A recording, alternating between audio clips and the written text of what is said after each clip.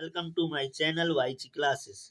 आज आपके लिए बहुत ही बड़ी खुशखबरी लेकर आया हूं। एक आपकी इंडिया पोस्ट पेमेंट्स बैंक की तरफ से एक नई वैकेंसी आई है।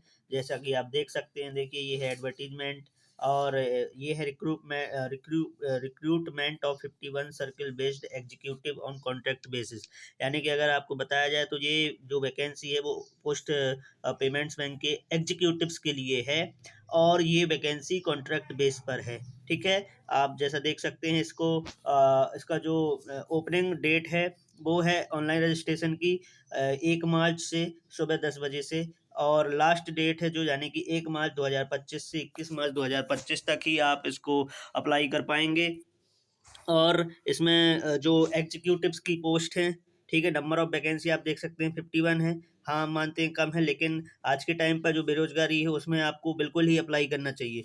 इसकी जो एज है वो है 21 से 35 तक, यानी मिनिमम एज 21 है और मैक्सिमम 35 है। जिसमें से अगर कैटेगरीज वाइज आपकी वैकेंसी की बात की जाए तो 13 अनरिजर्व्ड की यानी जनरल की हैं, EWS की 3 है, OBC की 19 है और SC की 12 है और ST की 4 है। ठीक है, और पर्सन विद डिसेबिलिटी की है तो उसको मिनिमम 40% डिसेबिलिटी, जैसे आपको पता है, चाहिए होता है। ठीक है, आगे बढ़ते हैं। तो ये जो सर्किल और स्टेट वाइज वैकेंसी हैं वो हम अगर देखें तो छत्तीसगढ़ सर्किल है, उसमें जो स्टेट है वो छत्तीसगढ़ है।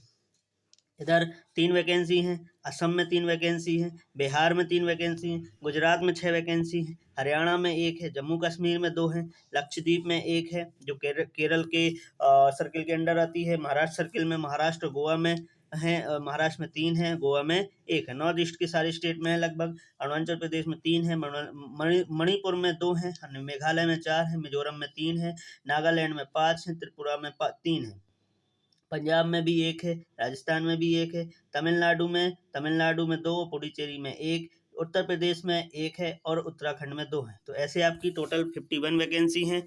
और अगर बात की जाए तो कम है, लेकिन आज के टाइम पर जो भी आपके पास अपॉर्चुनिटी आए वो आपको फिल करना चाहिए। ठीक है, चलिए आगे बढ़ते हैं। अब इसमें देखिए आपका मेन इंस्ट्रक्शन जो लिखा है वो इंस्ट्रक्शन लिखा है कि candidate shall apply for 1 vacancy only. Candidate सिर्फ एक वैकेंसी के लिए क्या कर सकता है, अप्लाई कर सकता है। ठीक है, उसके बाद देखिए ये लिखा candidate shall apply for only 1 vacancy. ठीक है, क्लियर। इसके बाद अगर बात की जाए तो इसके बाद जो वैकेंसी है, आगे बढ़ते हैं, आगे बढ़ते हैं, 1 मिनट रुकिए। ठीक है, आगे बढ़ते हैं।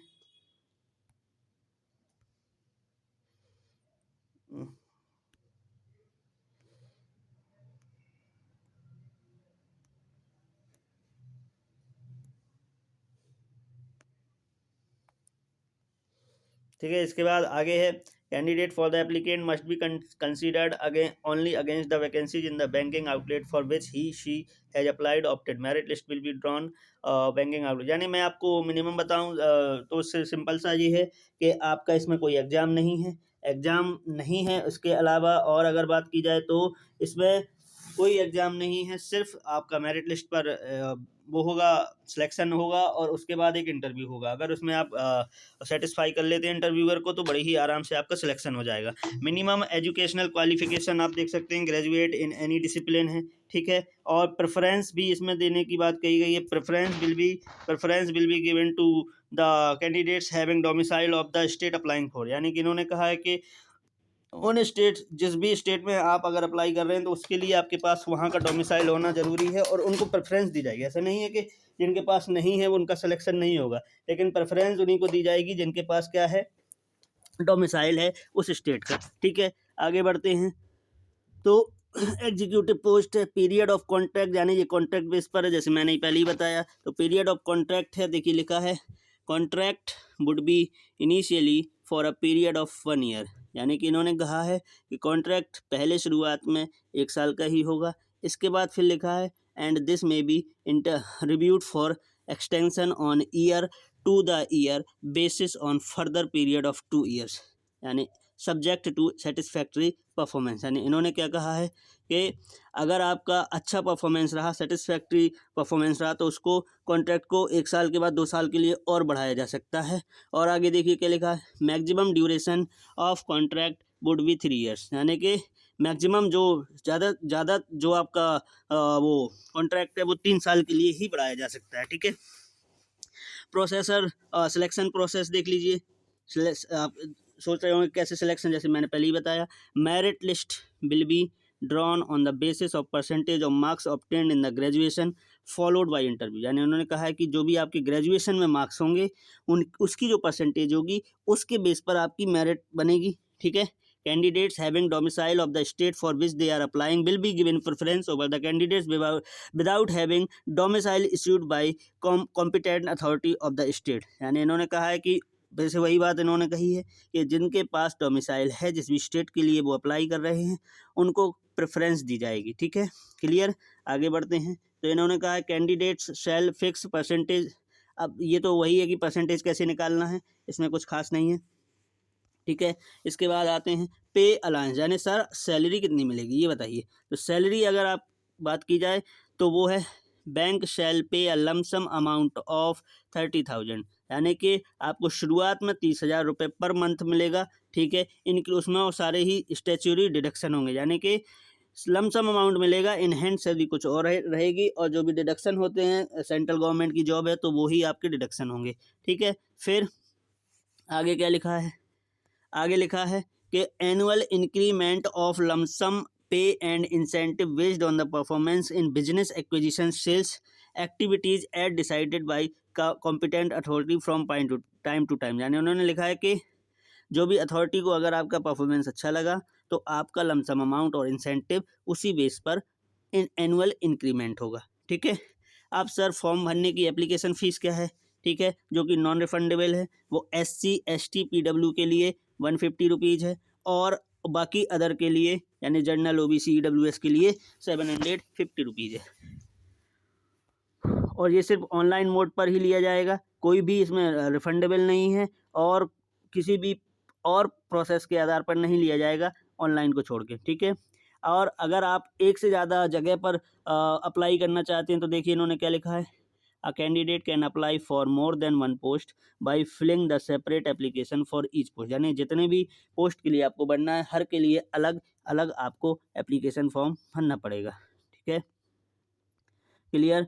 और आगे प्री रिक्वेस्ट यानी और क्या चीज़ें हैं आपको पता है, फ़ोटोग्राफ और सिग्नेचर भी इसमें आपको अच्छे से देना है, ईमेल आईडी देनी है, अपनी नेसेसरी डॉक्यूमेंट्स देने हैं, ठीक है। और अपना पर्सनल नंबर भी आपको देना है जिससे ये कांटेक्ट आपसे कर पाएँ अगर आपका सिलेक्शन होता है तो, ठीक है। आगे आगे आपको प्रोसीजर फॉर अप्लाइंग, सबसे पहले आपको इस वेबसाइट पर जाना है। यहाँ पर जाने के बाद आपको सीधा जाना है, अपना रजिस्ट्रेशन करना है। रजिस्ट्रेशन करने के बाद कैंडिडेट्स फिर अपना फ़ोटोग्राफ, अपनी सारी डिटेल भरनी है, फिर उनको रजिस्ट्रेशन हो जाएगा तो रजिस्ट्रेशन नंबर और पासवर्ड मिलेगा। फिर आपको क्या करना है, अपना फ़ोटोग्राफ अपलोड करना है, सिग्नेचर अपलोड करना है। इसके बाद फिर उसको अच्छे से देख लेना है और सेव एंड नेक्स्ट करते जाना है हर प्रोसेस में, और बाद में फाइनल सबमिट कर देना जब आपको लगे सब कुछ सही है, ठीक है। तो ये आपका सिलेक्शन प्रोसीजर हो गया, ठीक। आगे बढ़ते हैं, आगे क्या है, आगे आपको वही रिजर्वेशन का पता है, SC ST OBC जो नॉन क्रीमी लेयर है, PW जिनका 40% से कम है, उनको आपका क्या है रिजर्वेशन मिलता है। आपको मालूम ही है SC ST के लिए 5 ईयर्स का, OBC नॉन क्रीमी लेयर के लिए 3 ईयर्स का, और PWD के लिए आपको 10 ईयर्स का। PWD जो UR हैं वो 10 ईयर्स का उनको मिलता है, और जो OBC में है PWD उनको 13 ईयर्स का मिलता है, और जो SC ST में है तो उनको कितने का मिलता है, अभी कहाँ गया भाई, उनको मिलता है आपका हाँ, उनको आपको मिलता है, मालूम ही होगा, 15 ईयर्स का मिलता है, ठीक है। चलिए आगे बढ़ते हैं। बाकी जनरल इन्फॉर्मेशन है, इसमें कुछ खास है नहीं।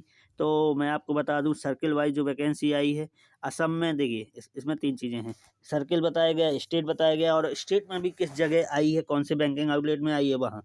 असम स्टेट है, असम सर्किल है, असम स्टेट है, और असम में दीफू करके एक जगह है, वहाँ पर एक वैकेंसी आई है, ठीक है।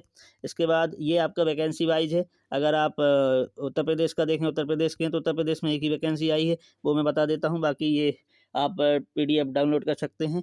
और उनको पढ़ सकते हैं। देखिए उत्तर प्रदेश सर्किल है, उत्तर प्रदेश स्टेट है, और उत्तर प्रदेश में महोबा बैंकिंग आउटलेट है, वहाँ पर एक वैकेंसी है, यानी उत्तर प्रदेश में सिर्फ एक ही वैकेंसी है। तो अगर आप चाहते हैं तो उसको फिल कर सकते हैं। ठीक है, चलिए आगे।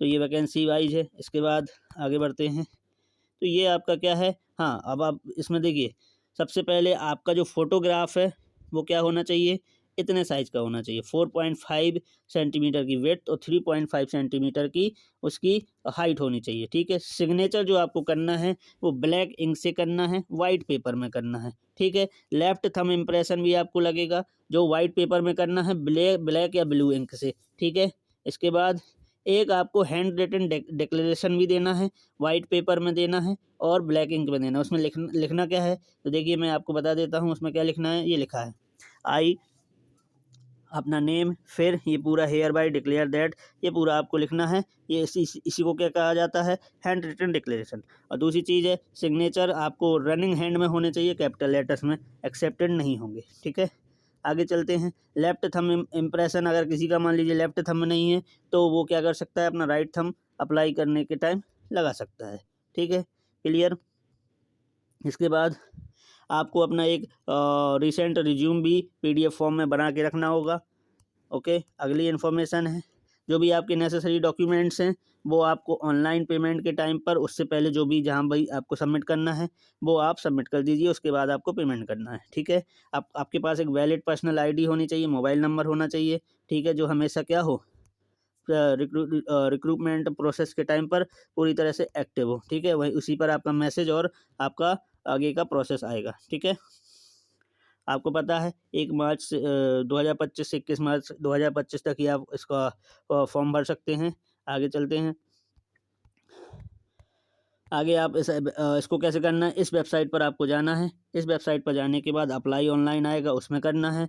वहाँ से फिर आपको नया रजिस्ट्रेशन ऐसा आएगा, click here for new registration, उसमें करना है, उसमें अपना सारी डिटेल डालना है। और उसके बाद अगला फिर लॉगिन करना है, सेव नेक्स्ट करके हर स्टेप में आगे बढ़ते जाना है। और लास्ट में जब आपका रजिस्ट्रेशन हो जाए तो कंप्लीट रजिस्ट्रेशन बटन कर देना है। उसके बाद क्या करना है, अपना वैलिडेशन करना है और बड़े ही आराम से आपका फॉर्म भर जाएगा। ये इसके लिए कैसे बनना, मैं आप अलग से ये वीडियो बना दूंगा। ठीक है, अभी आप ऊपर ऊपर सारा डिटेल ले लीजिए जो इम्पोर्टेंट चीज़ें हैं। ठीक है, चलिए ऑनलाइन मोड से आपको पेमेंट करना है, आपको मालूम ही है ये।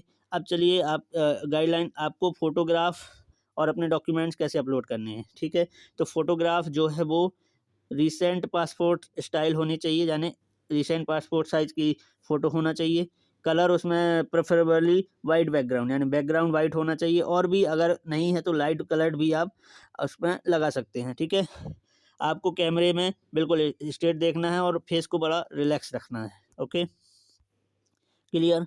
और उसके बाद कोई भी रेड आई नहीं होना चाहिए। जो आपका केबी है फ़ोटो की, वो 20 KB से 50 KB के बीच में होनी चाहिए।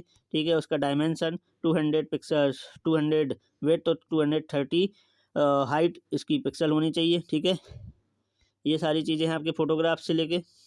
और इसके बाद सिग्नेचर के लिए बात की जाए तो सिग्नेचर आपको वाइट पेपर पर ब्लैक इंक से करना है। ठीक है, सिग्नेचर का जो साइज़ होना चाहिए वो 10 KB से 20 KB होना चाहिए। ठीक है, लेफ्ट थंब अगर के लिए साइज़ होना चाहिए वो 20 KB से 50 KB होना चाहिए। और साइज़ जो है, जो भी स्कैन इमेज है, वो 20 KB से ज़्यादा नहीं होनी चाहिए।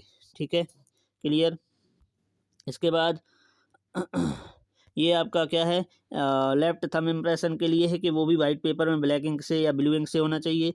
और उसको आपको अपलोड करना है जेपीजी या जेपीईजी फॉर्मेट में। 240 पिक्सल होना चाहिए, डीपीआई आपका 200 होना चाहिए। और विड्थ 3 सेंटीमीटर और हाइट 3 सेंटीमीटर होनी चाहिए, किसकी, लेफ्ट थंब इम्प्रेशन की। ठीक है, क्लियर। और लेफ्ट थंब इम्प्रेशन का फाइल साइज आपको क्या रखना है, वो रखना है 30 KB से 50 KB के बीच में। ओके, इसके बाद आपको डिक्लेरेशन जो अभी बताया था वो इंग्लिश में ही लिखना है, वाइट पेपर में लिखना है, ब्लैंक इंक से लिखना है। फिर इसको अपलोड करना है जेपीजी जेपीईजी फॉर्मेट में। और ये डायमेंशन है 800 × 400 पिक्सल्स। और ये उसकी साइज़ है 10 सेंटीमीटर इंटू 5 सेंटीमीटर। ठीक है, और फाइल साइज़ आपकी जो सेल्फ डिक्लेरेशन की रखनी है वो 50 KB से 100 KB के बीच में रखनी है। ठीक है, आगे चलते हैं। आपको अपना एक रिसेंट रिज्यूम भी अपलोड करना है, पीडीएफ फॉर्मेट में करना है और पीडीएफ की साइज 20 केबी से 500 केबी के बीच में होना चाहिए। ठीक है। आपका सिग्नेचर और जो भी हैंड रिटन है वो कैपिटल लेटर्स में अलाउ नहीं किया जाएगा, यानी कि आपको स्मॉल लेटर्स में रनिंग हैंड में आपको करना है। ठीक है। और तो इसमें कोई इन्फॉर्मेशन नहीं, हाँ तो इतनी इन्फॉर्मेशन थी। तो ये आपका फॉर्म है, ये जो मैंने आपको बताया कौन सा फॉर्म है, एग्जीक्यूटिव का फॉर्म है। ठीक है। एग्जीक्यूटिव का फॉर्म है कि इंडिया पोस्ट पेमेंट बैंक्स के लिए कॉन्ट्रैक्ट बेस पर आपका 51 सर्किल्स में एग्जीक्यूटिव्स का क्या आया है, फॉर्म आया है। अगर आपके इस काम से सेटिस्फेक्शन मिलता है उन लोगों को, 2 साल का आपको प्रोबेशन पीरियड मिल जाएगा और भी आगे बढ़ा दिया जाएगा। ठीक है। तो ये आपके आज का इन्फॉर्मेशन थी, आप इसको देखिए, अच्छे से डिटेल पढ़िए और बाकी जो भी इंपॉर्टेंट चीज़ें थी वो मैंने बता दी। और आगे भी ऐसे ही इन्फॉर्मेशन, ऐसे ही वैकेंसीज का जानकारी के लिए हमारा चैनल सब्सक्राइब कीजिए, लाइक कीजिए, शेयर कीजिए। Thank you very much.